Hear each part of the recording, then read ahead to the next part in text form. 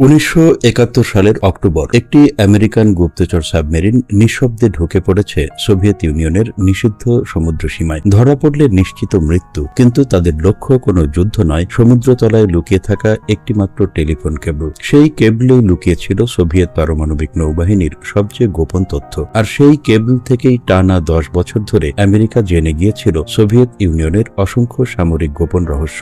70-এর দশকে পৃথিবী ঠান্ডা যুদ্ধের উত্তাপে জ্বলছে।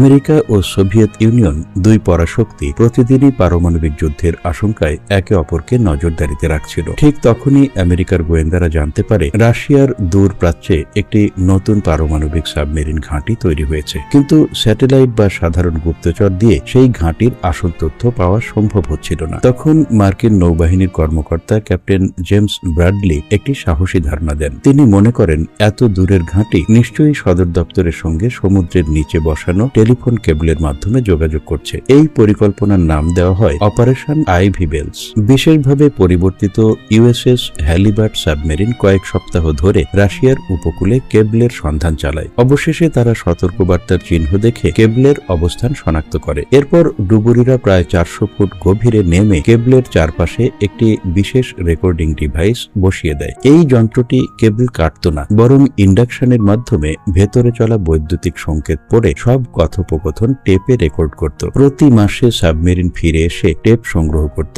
এবং নতুন ব্যাটারি লাগিয়ে দিত। কিন্তু 1981 সালে সবকিছু বদলে যায়। একটি মার্কিন নজরদারি স্যাটেলাইট দেখে কয়েকটি সোভিয়েত জাহাজ ঠিক সেই জায়গায় অবস্থান করছে যেখানে গোপন ডিভাইসটি বসানো ছিল। আমেরিকা দ্রুত সেটি উদ্ধার করতে সাবমেরিন পাঠায়, কিন্তু ততক্ষণে অনেক দেরি হয়ে গেছে। ডিভাইসটি উধাও। রোনাল্ড পেল্টন, একজন সাবেক এনএসএ বিশ্লেষক, যিনি এই রেকর্ডিংগুলোর রুশ ভাষা অনুবাদ করতেন, ব্যক্তিগত জীবনে ভেঙে পড়েছিলেন। চাকরি হারিয়েছেন, বিবাহ ভেঙে গেছে। টাকার লোভে তিনি সরাসরি সোভিয়েত দূতাবাসে যোগাযোগ করেন এবং ঋণের বোঝায় ডুবেছিলেন এবং অপারেশন আইভি বেলসের সব গোপন তথ্য কেজিবি এর কাছে বিক্রি করে দেন। অবাক করার বিষয়, ইতিহাসের অন্যতম মূল্যবান সামরিক গোপন তথ্য বিক্রি করে তিনি পান মাত্র $35,000। কিন্তু ভাগ্য বেশি দিন তার সঙ্গে ছিল না। কিছুদিন পর কেজিবি কর্মকর্তা আমেরিকার পক্ষেই কাজ শুরু করেন এবং তদন্তে গুরুত্বপূর্ণ তথ্য দেন। সেখান থেকেই এফবিআই রোনাল্ড পেল্টনকে শনাক্ত করে গ্রেপ্তার করে। আর এভাবেই শেষ হয় ইতিহাসের অন্যতম সাহসী এবং সফল সমুদ্রতল